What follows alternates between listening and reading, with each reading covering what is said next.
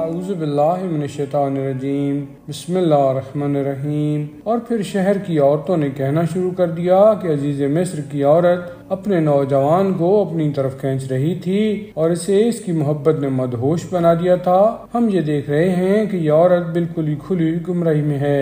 پھر جب زلیخا نے ان عورتوں کی مکاری اور تشہیر کا حال سنا تو بلا بھیجا اور ان کے لیے پرتکلف دعوت کا انتظام کر کے مسند لگا دی اور سب کو ایک ایک چھری دے دی اور یوسف سے کہا کہ تم ان کے سامنے سے نکل جاؤ۔ پھر جیسے ہی ان لوگوں نے دیکھا تو بڑا حسین و جمیل پایا اور اپنے ہاتھ کاٹ ڈالے اور کہا کہ ماشاء اللہ یہ تو آدمی نہیں ہے بلکہ کوئی محترم فرشتہ ہے۔ زلیخا نے کہا کہ یہی وہ ہے جس کے بارے میں تم لوگوں نے میری ملامت کی ہے اور میں نے اسے کھینچنا چاہا تھا، یہ بچ کر نکل گیا اور جب میری بات نہیں مانی تو اب قید کیا جائے گا اور ذلیل بھی ہوگا۔ یوسف نے کہا کہ پروردگار یہ قید مجھے اس کام سے زیادہ محبوب ہے جس کی طرف یہ لوگ دعوت دے رہی ہیں، اور اگر تو ان کے مکر کو میری طرف سے موڑ نہ دے گا تو میں ان کی طرف مائل ہو سکتا ہوں اور میرا شمار بھی جاہلوں میں ہو سکتا ہے۔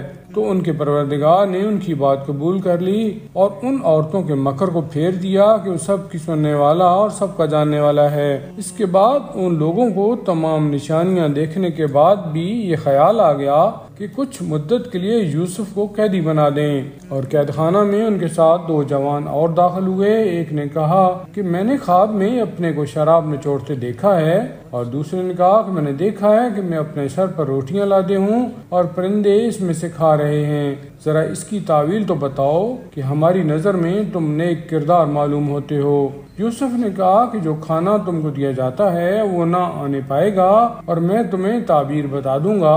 یہ تعبیر مجھے میرے پروردگار نے بتائی ہے اور میں نے اس قوم کے راستے کو چھوڑ دیا ہے جس کا ایمان اللہ پر نہیں ہے اور وہ روز آخرت کا بھی انکار کرنے والی ہے۔ میں اپنے باپ دادا ابراہیم، اسحاق اور یعقوب کے طریقے کا پیرو ہوں۔ میرے لیے ممکن نہیں ہے کہ میں کسی چیز کو بھی خدا کا شریک بناؤں۔ یہ تو میرے اوپر اور تمام انسانوں پر خدا کا فضل و کرم ہے، لیکن انسانوں کی اکثریت شکر خدا نہیں کرتی ہے۔ میرے قید خانے کے ساتھیوں، ذرا یہ تو بتاؤ کہ متفرق قسم کے خدا بہتر ہوتے ہیں یا ایک خدا واحد و قہار؟ تم اس خدا کو چھوڑ کر صرف ان ناموں کی پرستش کرتے ہو جنہیں تم نے خود رکھ لیا ہے۔ یہ تمہارے آبا و اجداد نے، اللہ نے ان کے بارے میں کوئی دلیل نازل نہیں کی ہے، جبکہ حکم کرنے کا حق صرف خدا کو ہے اور اسی نے حکم دیا ہے کہ اس کے علاوہ کسی کی عبادت نہ کی جائے، کہ یہی مستحکم اور سیدھا دین ہے۔ لیکن اکثر لوگ اس بات کو نہیں جانتے ہیں۔ میرے قید خانے کے ساتھیوں، تم سے ایک اپنے مالک کو شراب پلائے گا اور دوسرا سولی پر لٹکا دیا جائے گا اور پرندے اس کے سر سے نوچ نوچ کر کھائیں گے۔ یہ اس بات کے بارے میں فیصلہ ہو چکا ہے جس کے بارے میں تم سوال کر رہے ہو، اور پھر جس کے بارے میں خیال تھا کہ وہ نجات پانے والا ہے اسے کہا کہ ذرا اپنے مالک سے میرا بھی ذکر کر دینا، لیکن شیطان نے اس سے مالک سے ذکر کرنے کو بھلا دیا اور یوسف چند سال تک قید خانے ہی میں پڑے رہے۔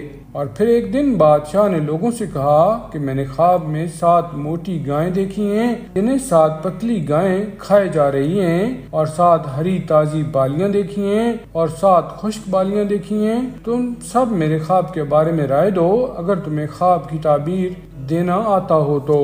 ان لوگوں نے کہا کہ یہ تو ایک خواب پریشان ہے اور ہم ایسے خوابوں کی تعویل سے باخبر نہیں ہیں۔ اور پھر دونوں قیدیوں میں سے جو بچ گیا تھا اور جسے ایک مدت کے بعد یوسف کا پیغام یاد آیا، اس نے کہا کہ میں تمہیں اس کی تعبیر سے باخبر کرتا ہوں، لیکن ذرا مجھے بھیج تو دو۔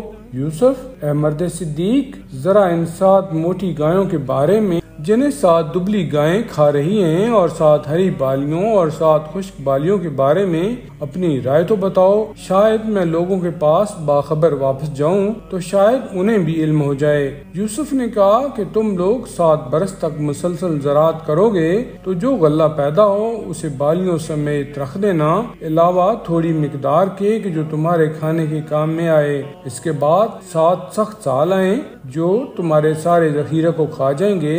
علاوہ اس تھوڑے مال کے جو تم نے بچا کر رکھا ہے۔ اس کے بعد ایک سال آئے گا جس میں لوگوں کی فریاد رسی اور بارش ہوگی اور لوگ خوب انگور نچوڑیں گے۔ تو بادشاہ نے یہ سن کر کہا کہ اسے یہاں تو لے آؤ۔ پس جب نمائندہ آیا تو یوسف نے کہا کہ اپنے مالک کے پاس پلٹ کر جاؤ اور پوچھو کہ ان عورتوں کے بارے میں کیا خیال ہے جنہوں نے اپنے ہاتھ کاٹ ڈالے تھے، کہ میرا پروردگار ان کے مکر سے خوب باخبر ہے۔ بادشاہ نے ان عورتوں سے دریافت کیا کہ آخر تمہارا کیا معاملہ تھا جب تم نے یوسف سے ظاہر تعلق کیا تھا؟ ان لوگوں نے کہا کہ ماشاء اللہ ہم نے ہرگز ان میں کوئی برائی نہیں دیکھی۔ تو عزیز مصر کی بیوی نے کہا کہ اب حق بالکل واضح ہو گیا ہے کہ میں نے خود انہیں اپنی طرف مائل کرنے کی کوشش کی تھی اور وہ صادقین میں سے ہیں۔ یوسف نے کہا کہ یہ ساری بات اس لیے ہے کہ بادشاہ کو یہ معلوم ہو جائے کہ میں نے اس کی عدم موجودگی میں کوئی خیانت نہیں کی ہے اور خدا خیانت کاروں کے مکر کو کامیاب نہیں ہونے دیتا۔